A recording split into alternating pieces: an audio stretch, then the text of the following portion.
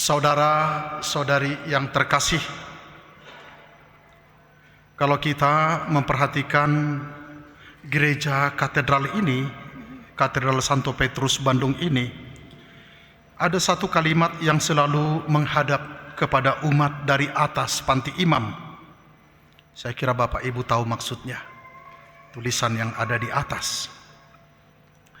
Setiap kali kita memasuki gereja ini, setiap kali mata kita tertuju ke panti imam, kalimat itu dengan hangat seolah-olah menyapa kita terlebih dahulu. Kata-kata itu berbunyi, "Marilah kepadaku, kamu yang letih dan berbeban." Persis seperti yang kita dengarkan dalam bacaan Injil tadi. Hari ini kalimat itu tidak hanya menjadi hiasan di dalam gereja ini. Hari ini secara langsung kita mendengarnya kembali dalam bacaan Injil. Sabda yang terpahat di atas panti imam itu ternyata adalah undangan dari Yesus sendiri. Dan rasanya, setidaknya bagi saya, tidak ada hari yang lebih indah untuk mendengarkan undangan itu, karena pada hari ini juga 34 orang saudara-saudari kita akan menerima sakramen pembaptisan dan akan diterima ke dalam persekutuan gereja Katolik. Kepada mereka yang ber-34, silahkan berdiri sejenak. Berdiri. Duduk. Itulah mereka yang akan dibaptis hari ini dan juga akan diterima resmi ke dalam gereja Katolik. Kalau Bapak Ibu mau tepuk tangan boleh untuk mereka.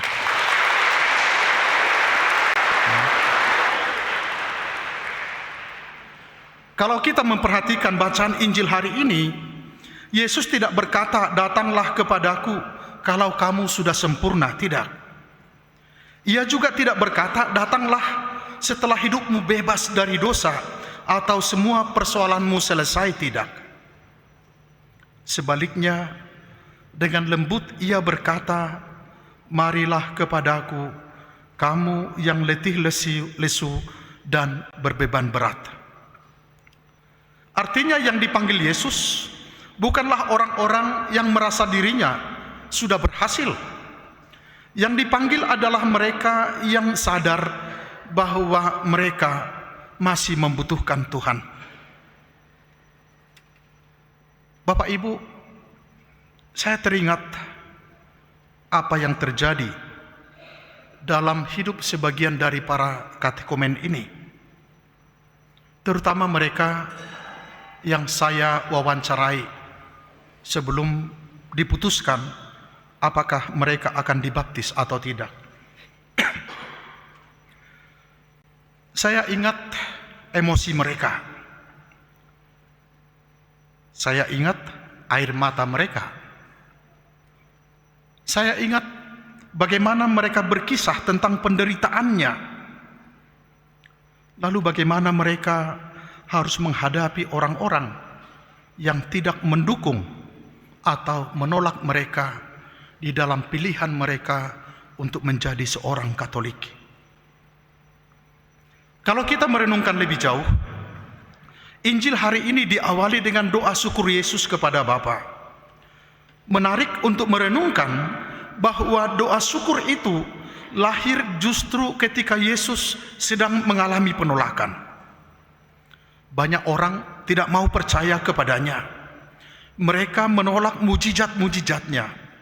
Mereka menganggap diri terlalu pandai, sehingga mereka merasa tidak membutuhkan Yesus. Namun di tengah semua penolakan itu, Yesus melihat sesuatu yang indah. Ia melihat bahwa masih ada orang-orang yang sederhana, yang sungguh-sungguh mau membuka hati terhadap sabdanya. Mereka tidak memiliki segala jawaban. Mereka tidak memiliki segala hal yang bisa membuat imannya menjadi begitu jelas. tetapi mereka memiliki kerendahan hati. Mereka sadar bahwa mereka hidup dan mereka membutuhkan Allah. Persis seperti kehidupan para katekumen ini. Ada yang berkisah bagaimana mereka diteguhkan untuk menjadi Katolik dan setia menjalani masa katekumenat 1 tahun setelah mereka berdoa di paling pojok dari gereja ini, tanpa tahu bagaimana harus berdoa, tanpa tahu bagaimana mereka memanggil Tuhan. Ada yang berkisah bagaimana mereka merasa disembuhkan, mereka dipulihkan. Ada yang berkata bagaimana mereka merasa dicintai oleh Tuhan. Maka kepada mereka perlu untuk merenungkan kata-kata Yesus. Ketika Yesus berkata kepada orang banyak, ketika Yesus berkata di dalam doanya kepada Bapa, "Engkau menyembunyikan semuanya ini bagi orang bijak dan pandai, tetapi menyatakannya kepada orang-orang kecil." Para katekumen ini sungguh mereka harus memulai dari nol, mulai membangun sikap, membangun karakter, dan setia untuk ikut di dalam pendidikan selama 1 tahun. Bukan hal yang mudah. Saudara-saudari yang terkasih, mungkin hari ini kita akan bersuka cita untuk menerima 34 orang dewasa yang memilih untuk dibaptis dan diterima dalam persekutuan gereja Katolik. Tetapi di balik sukacita itu, mereka telah melalui sebuah perjuangan. Mereka berasal dari latar belakang kehidupan yang berbeda-beda. Masing-masing memiliki cerita, perjalanan untuk mengenal Yesus. Mereka juga mengalami pencaharian yang berganti-ganti. Ke gereja ini, ke gereja itu, ke sana kemari. Lalu akhirnya menemukan Tuhan melalui gereja Katolik. Ini adalah pergumulan mereka yang akan kita nikmati dalam sukacita hari ini. Hari ini mereka dipersatukan oleh satu hal, ketika mereka berani menjawab undangan Kristus yang berkata kepada mereka, "Marilah kepadaku, marilah kepadaku." Dan hari ini mereka mengatakan yes, mereka mengatakan ya, kami mau datang kepada Tuhan sepenuh-penuhnya melalui sakramen pembaptisan dan ekaristi. Kepada kalian yang akan dibaptis hari ini, pembaptisan bukanlah tanda bahwa hidup seseorang sudah sempurna. Pembaptisan juga bukan hadiah bagi orang yang tidak pernah berdosa. Justru sebaliknya, pembaptisan adalah pengakuan bahwa kita membutuhkan Yesus sebagai juru selamat kita. Ketika seseorang dibaptis, maka ia berkata kepada Tuhan, "Aku tidak mampu menyelamatkan diriku sendiri. Aku ingin bersamamu Tuhan. Dan aku memilih bersatu di dalam gereja Katolik untuk sampai kepada Kristus yang akan selalu memanggil, datanglah kepadaku, dan yang akan selalu mencintai." Karena itu, pembaptisan ini bukan garis akhir setelah kamu berjuang selama 1 tahun. Pembaptisan ini adalah awal sebuah perjalanan baru.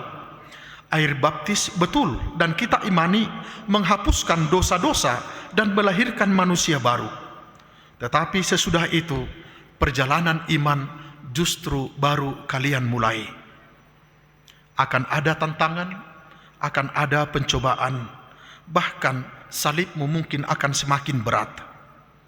Namun sejak hari ini, sejak mulai pembaptisan ini, kamu tidak lagi berjalan sendirian. Bukan kami pertama-tama, tetapi Kristus sendiri akan berjalan bersama kamu. Inilah makna terindah dari undangan Yesus dalam Injil hari ini. Ia tidak menjanjikan hidup tanpa beban. Yang ia janjikan adalah kehadirannya. Yesus akan bersama-sama dengan kita memikul beban dan penderitaan kita. Ia berkata kepada kita, "Aku akan memberikan kelegaan kepadamu. Kelegaan yang dimaksud bukan berarti semua masalah langsung hilang. Kelegaan itu adalah damai yang lahir karena kita tahu bahwa Tuhan turut serta memikul beban itu bersama dengan kita. Saudara-saudari yang akan menerima baptisan, hari ini Yesus memanggil kalian dengan namamu masing-masing. Sejak lama mungkin kalian mencari kebenaran, mencari makna hidup, atau mencari tempat di mana hati menemukan damai. Hari ini akhirnya pencarian itu membawa kalian kepada Kristus. Tetapi ingatlah, setelah hari ini kalian akan terus dan terus belajar untuk menjadi muridnya. Menjadi seorang Kristiani bukan berarti hidup menjadi lebih mudah, bukan. Tetapi hidup menjadi lebih bermakna. Kenapa? Karena Kristus berjalan bersama dengan kalian. Dan kepada kita semua yang sudah lebih dahulu dibaptis, liturgi hari ini juga mengajukan sebuah pertanyaan. Apakah kita masih datang kepada Kristus menanggapi undangannya? Kadang-kadang kita sudah lama menjadi orang Katolik, tetapi justru berhenti datang kepadanya. Kita datang ke gereja, tetapi hati kita masih memikul semua beban kita sendirian.